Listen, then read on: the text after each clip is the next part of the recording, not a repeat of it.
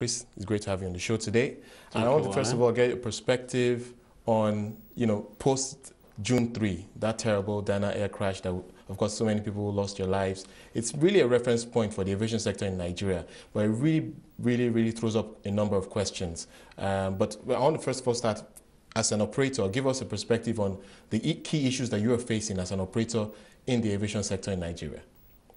Yes, thank you very much, Wole, and it's good to be with you here today. The Dana crash that actually happened on June 3rd was a big setback for Nigerian aviation. Obviously, you will agree that before that crash, one could say that Nigerian aviation had recorded some achievements. Arik started after the crash of 2005, 2006. Right. And then we saw some stability in the industry. Nigeria also became Cat 1. And we also saw a tremendous increase in passenger traffic within Nigeria. And everything was going well until June 3rd. And what that has caused a lot of ripples, a lot of changes have taken place. People have gone back to drawing board because it just shows that everything wasn't going well. And at the time we started, what we had in mind was safety, because there were about 3 crashes that took place within a short period before we started in October 2006. And that was uppermost in our mind in the things that we started to do in terms of the kind of aircraft. And all right, but what are the big issues for you? I mean, many people looking at airlines today, beyond the perception issues, there's the issue of funding. Many people feel like the financial capacity of many airlines in Nigeria are weak. Some people speak to issues relating to tax, airport tax, and that increasing costs. Of course, airlines, like everywhere else in the world, are facing the pressures related to high fuel costs. But what are the bigger issues for you as an operator here? Yes, in Nigeria, I think that one issue that one can say is peculiar to Nigeria and of course many African countries is the ability to access funds, the kind of funds that you need to run an airline. The problems of operating costs, fuel costs, airport charges, and then so many other things are just common to airlines all over the world.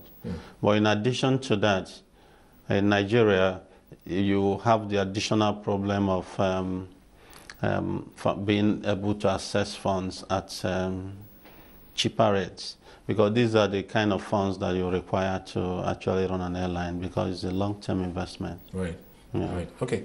Now, after that crash, I mean, some people say that companies like yours are the big winners. There's a perception that only a number of airlines right now are seen as safe to travel on, especially when I speak to many people in corporate Nigeria. But speak to us about the growth opportunities in Nigeria right now, post that crash. Yes, what the crash has done is a lot of people, it has brought safety to the fore once more. Because after about over 5 years of almost no accident really, could be some incidents, but people began to, including airline operators, as well as possibly regulators, and began to take a lot of things for granted, I think, and that may have actually caused part of the problems we have today. But after that, a lot of people have begun to ask more questions than they used to ask before. And they have become very choosy about the airlines they want to fly. And these days, a lot of passengers could tell you they don't want to fly because of one thing or the other. So in addition to just being safety conscious, they also now look at the airline, look at the aircraft which they want to fly. So that has actually changed the environment and brought safety consciousness to the fore. And that's, for us, well, we don't see it as a gain, because when we started, we were very conscious of safety.